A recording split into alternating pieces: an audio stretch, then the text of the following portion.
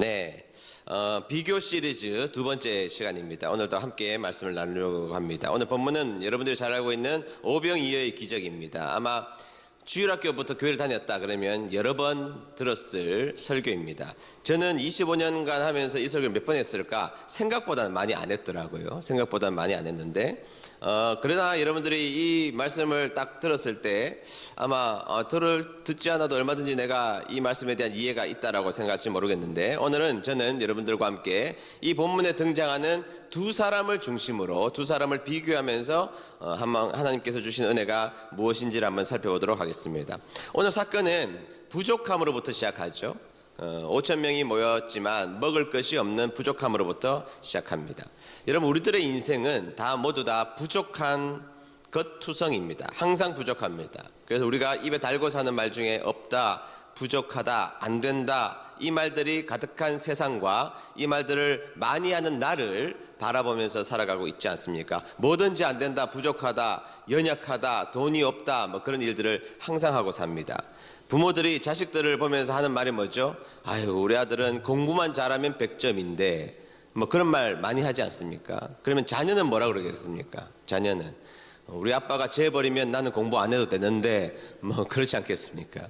뭔가 부족하다는 것이죠. 우리 인생 가운데 많은 것을 가지고 있는 것 같지만 무엇인가를 부족하게 살아가고 있는 인생이 우리들의 인생입니다. 어떤 분은 다 좋은데 먹을 것도 집에 천지인데 당뇨 때문에 먹지 못하는 분들도 계시고, 어떤 분들은 건강한데 돈이 부족한 분도 계시고, 그 몸을 돈이 부족해서 혹사시키는 분들도 계시고, 어떤 분들은 다 좋은데 살이 잘 안 빠지는 분들도 계시고, 어떤 분들은 가정이 다 좋은데 그중에 한 명이 교회 안 나오는 분들이 있고, 그게 인간의 삶입니다. 우리 모두가 다 가만히 생각해 보면 여기에 앉아 계신 모두는 부족함을 가지고 인생을 살아가게 되어 있다는 것입니다. 다 충족되어서 만족해 있는 인생은 없다는 것이죠. 그것이 인간의 삶입니다. 오늘 모여있는 인간의 군상들도 역시 마찬가지로 부족한 모습을 보이고 있었죠. 그들이 따라오자 예수님은 그들을 불쌍히 여기셨습니다. 그들 병도 고쳐주시고 여러 가지 일들을 하시고 말씀도 가르쳐 주셨습니다. 그런데 그들이 예수님을 떠나가지 않는 겁니다. 그렇게 시간이 흘러서 이제는 밥을 먹을 시간이 되었던 것이죠.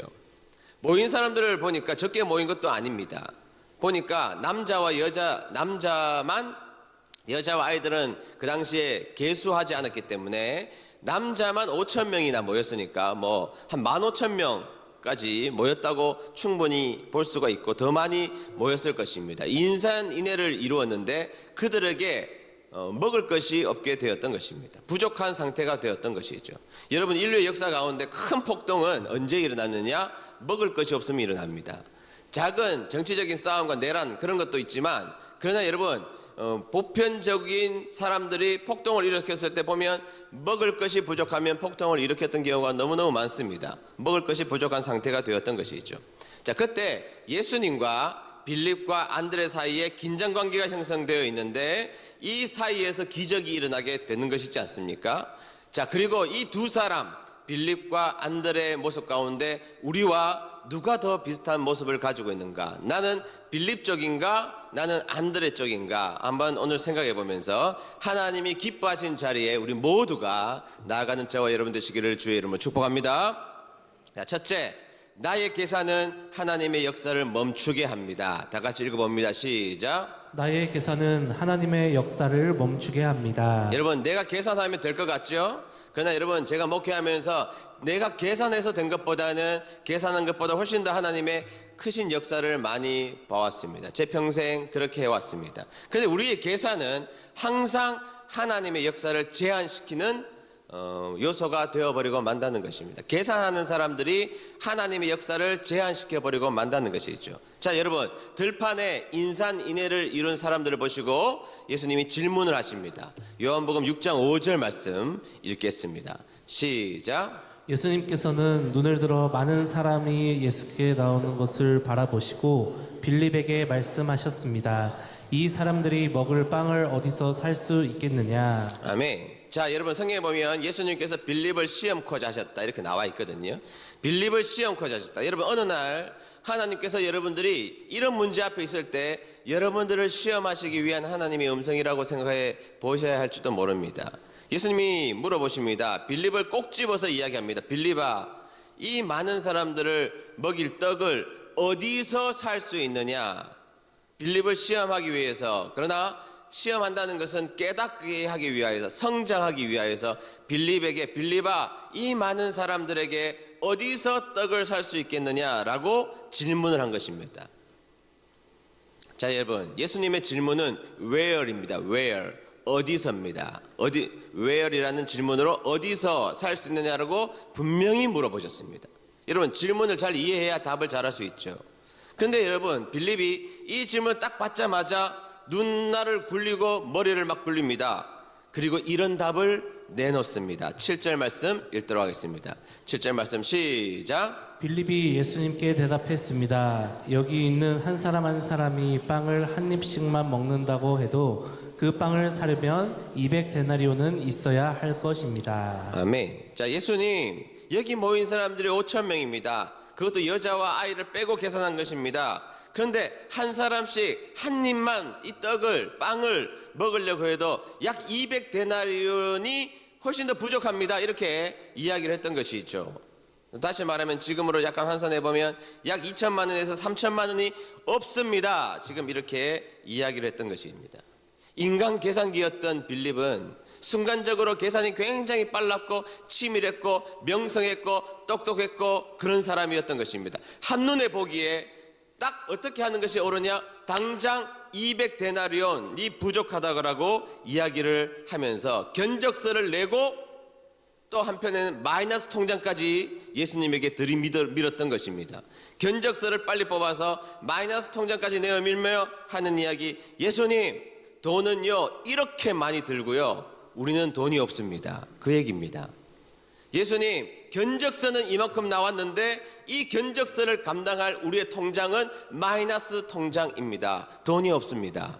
이렇게 이야기를 했던 것이죠. 즉 이 말은 불가능합니다. 그 이 얘기를 이렇게 장황하게 이야기를 했던 것입니다.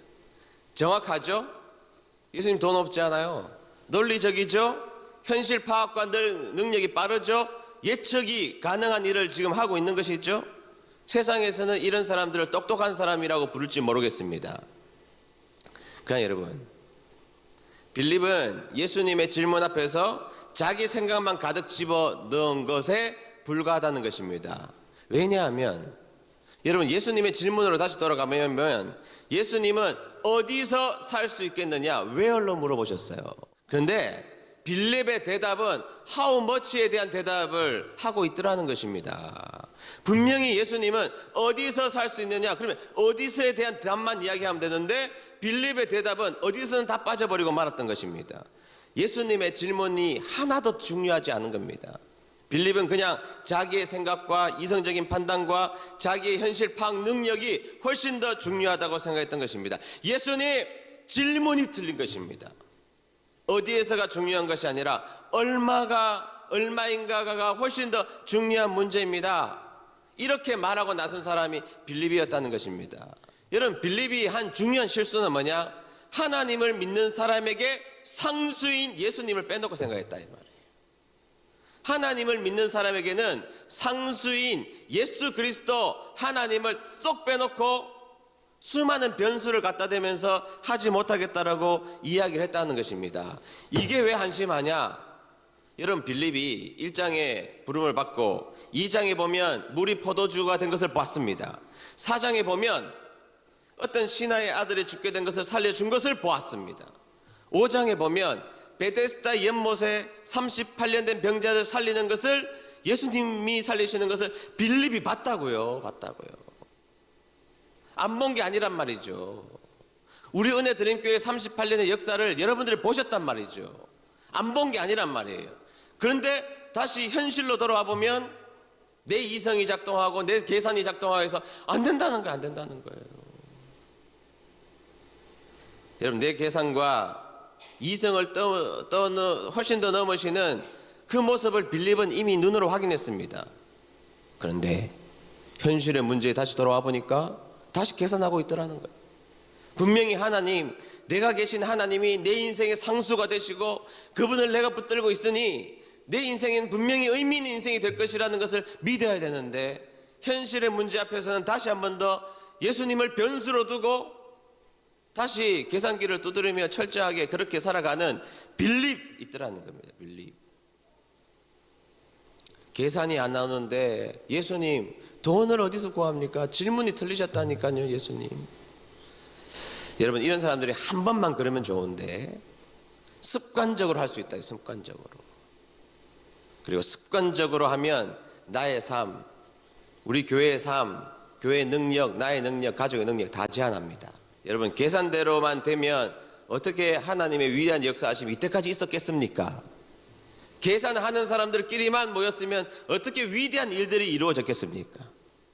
우리 하나님을 믿는 우리들, 은혜드림교회 성도님들은 하나님의 크심을 인정하는 저와 여러분 되시기를 주의 이름으로 축복합니다.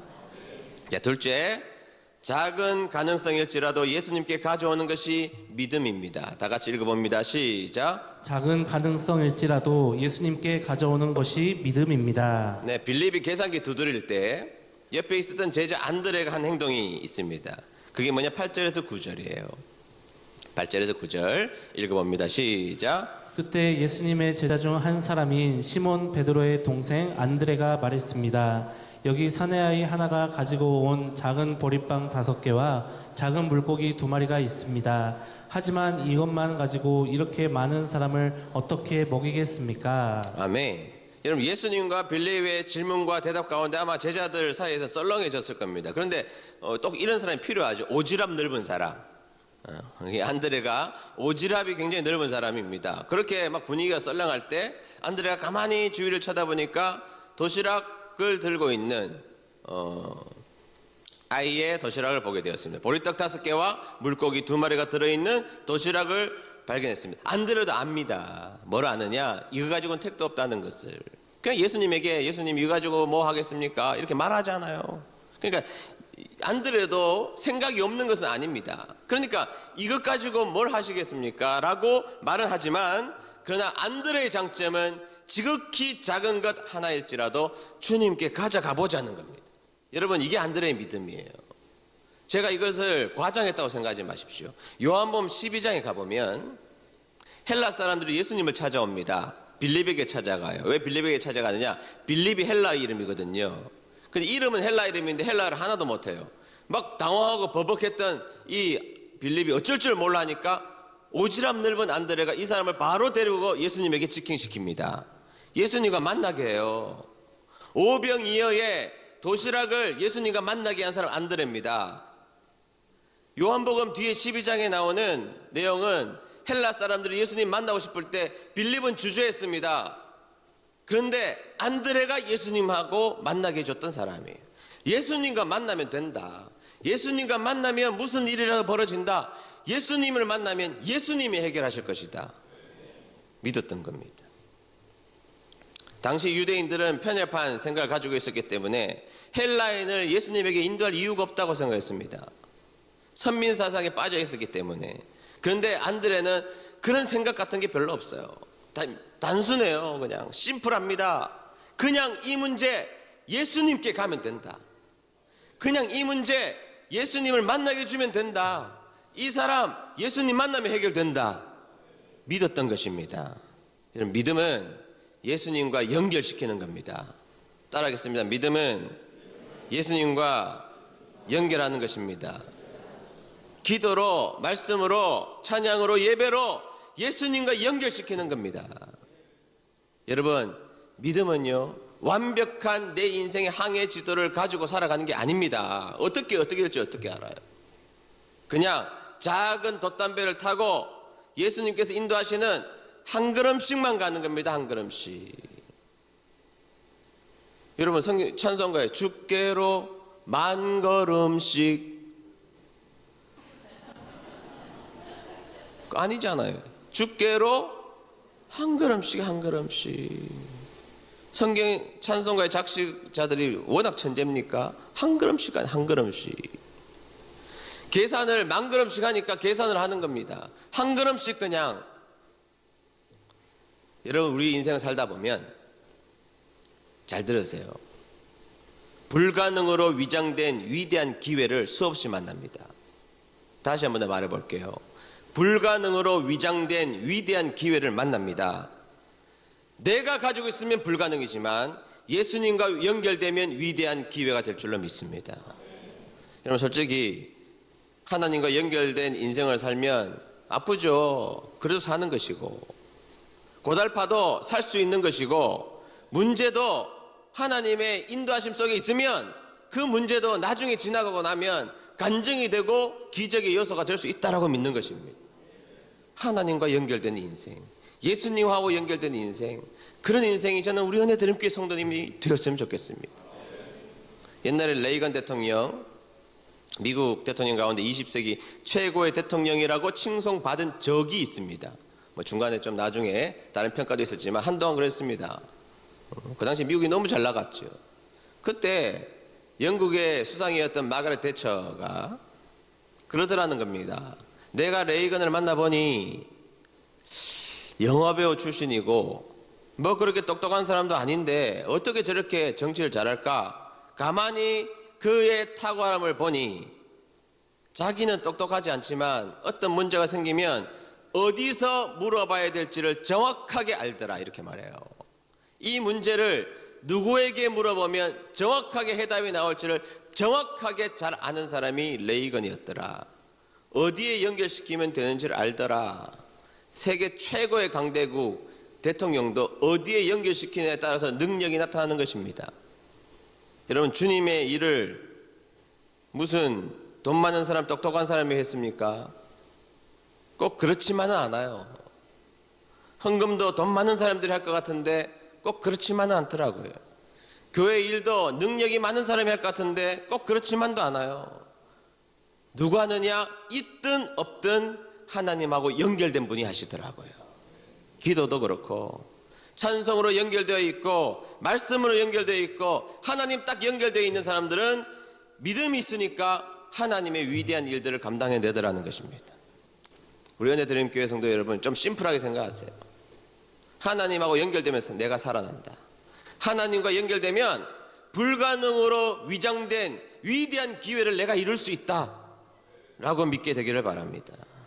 여러분, 하나님하고 연결된 인생, 그 인생 살아가는 저와 여러분 되시기를 축복합니다.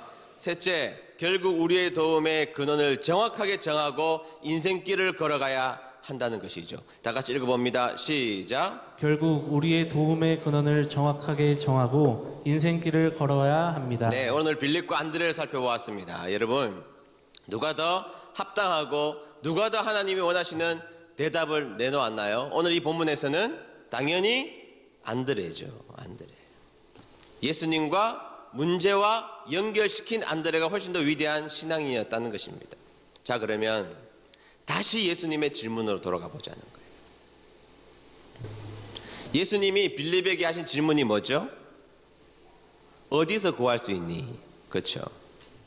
여러분, 예수님이 이 말씀하신 궁극적인 이유가 뭐예요? 여러분 지금 이 상황은 6월절에 이 일이 일어났다 그러고 예수님은 자신의 생명의 떡이라고 말씀해 주셨습니다.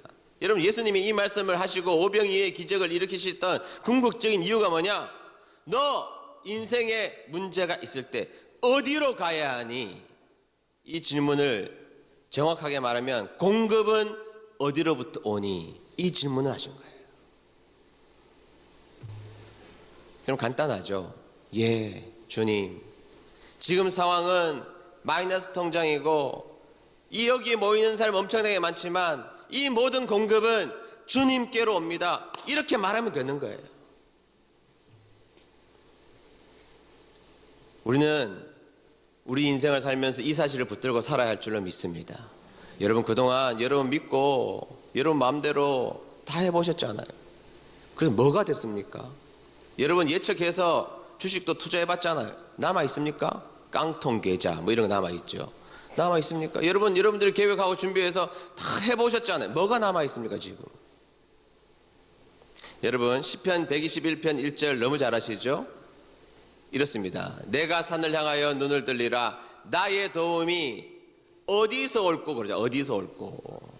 나의 도움이 얼마 있으면 해결될까가 아니에요. 어디서 올고. 대답이 뭐죠? 2절입니다. 다 같이 읽어봅니다. 시작. 나의 도움은 천지를 지으신 여호와에게서로다. 아멘. 믿습니까? 나의 도움이 어디서 올까? 여러분, 이게 해답이라는 거예요. 이거 노래 부르면서 알면서 살자는 거예요. 나의 도움이 어디서 올까? 네, 나의 도움은 하나님이십니다. 이렇게 고백하며 살자는 것이죠. 여러분, 여기에서 도움이라는 단어가 에제르입니다. 에제르. 한번 따라해 보겠습니다. 에제르. 네, 에제르. 이스라엘 사람들이 귀하게 사용하는 단어고, 이스라엘 사람들 간의 이름 가운데도 있잖아요. 대표적으로 우리가 잘 알고 있는 단어로 보면 엘리에셀, 엘리에젤, 에벤에셀, 에벤에젤, 그거잖아요. 여러분, 에벤에셀이 뭐예요? 에벤에셀이. 에벤에셀, 하나님이 여기까지 도우셨다. 에벤에셀이에요. 엘리에셀은 뭡니까? 엘리에셀은 모세의 아들의 이름이거든요. 모세가 광야에서 이스라엘 백성들을 이끌고 가다가 번아웃 된 겁니다. 너무 힘들고 지칠 때 장인 이드로가 누구를 데려오느냐 하면 모세에게 그의 아들 2명을 데리고 옵니다. 한 명의 아들의 이름이 게르솜, 두 번째 이름이 엘리에셀이에요. 왜 데려왔을까 여러분? 번아웃 됐을 때 가족을 보면 힘이 나니까 맞아요. 그런데 이 아들 이름을 모세가 지었거든요. 모세가 게르솜이라는 아들을 지을 때 게르솜의 뜻이 뭐냐? 이방에서 내가 나그네가 되었다, 이 말이에요. 내 이방 땅에서 나그네가 되었다, 고생스러웠다, 이 말이죠. 그런데 둘째 아들 이름이 뭐냐? 엘리에셀입니다. 엘리에셀. 무슨 뜻이에요? 하나님이 나를 도우사 바로의 칼에서 나를 구원하셨다, 이 말이에요. 그러면 이드로가 모세에게 이 두 아들을 데리고 오면서 번아웃된 모세에게 이 두 아들을 데려온 중요한 이유가 뭐예요? 중요한 이유. 네가 옛날에 했던 신앙 고백을 다시 한 번 더 상기시키라, 이 말이에요. 너의 신앙 고백, 모세야, 너의 신앙 고백을 잊지 마. 너의 인생길을 잊지 마. 네가 걸어온 일을 잊지 마. 이 엄청난 일을 너의 힘으로 한 게 아니야. 언제 네가 잘나서 일을 했니? 자, 네가 지은 아들의 이름이 뭐냐? 너 뭐냐? 너의 고백이 담겨져 있지 않냐? 네가 이방 땅에서 나그네 되어서 아무 일도 할 수 없을 때 하나님이 너를 에제르 하셔서 너의 도움이 되셔서 그 강한 패권국가 강한 바로의 칼에서 너를 구원하셨잖아. 그게 너의 가족의 고백이잖아. 그러면 지금 네가 번아웃 될 게 아니라 일어나야지. 다시 일어나서 번아웃 되지 말고 엘리에셀의 하나님, 에제르의 하나님 붙들고 다시 용기 있게 나아가야지. 그 말 듣고 모세가 주의 일 끝까지 감당합니다. 에제르. 여러분, 도움이 어디서 옵니까? 하나님께로서 오는 것입니다. 여러분, 도움이 어디서 옵니까? 자꾸 옆집 찾아가고 주위의 사람들이 나를 안 도와준다고 그렇게 불평하는 것이 아니라 여러분, 하나님 앞에 매달려서 기도하고 하나님의 궁극적인 역사하심을 바라보는 신앙의 자리까지 나아가야죠. 우리 할아버지 세대들은 그렇게 힘들고 어려운 세대를 사시면서 이 말씀 붙들고 사셨다고요. 나의 도움이 어디서 올꼬? 나의 도움 천지를 지으신 하나님께로서이다. 아들이 대학은 붙었는데 등록금 한 푼이 없는 거예요. 교회 밑바닥에 와가지고 하나님 앞에 울며, 하나님, 나 죽게 생겼습니다. 내 아들 키워놨는데 대학도 못 보내면 아버지 죽어야죠. 하나님 제발 살려달라고 우리 아버지 할아버지들 기도했어요. 우리보다 훨씬 더 어려웠습니다. 고통과 어려움 많았습니다. 지금은 국가장학금이나 있고 대출이라도 되지. 그 당시엔 뭐가 있습니까? 하나님, 나에게는 힘이 없습니다. 주님이 하나님인데 에제르가 되셔서 제발 나 좀 살려달라고 기도했고 지금까지 살아오셨고 지금 우리가 여기까지 오게 된 것이고 은혜드림교회 여기까지 오게 된 것입니다. 오늘 이 한 가지만 알고 돌아갔으면 좋겠습니다. 나의 도움이 어디서 올꼬? 예수님이 빌립에게 물으신 질문 앞에 너 어디서 공급받을 수 있니? 쓸데없는 대답하지 마시고 어디서 공급받을 수 있는 네 주님, 나의 에제르는 하나님이십니다. 하나님, 나는 약하고 오늘도 눈물 나고 오늘도 살아갈 힘이 없지만 내 에제르는 하나님이십니다. 그렇게 고백할 때 하나님이 여러분들의 인생을 붙드시고 소망을 불어넣어 주시고 다시 한번 더 공급자이신 하나님이 여러분들에게 은혜를 주실 줄로 믿습니다.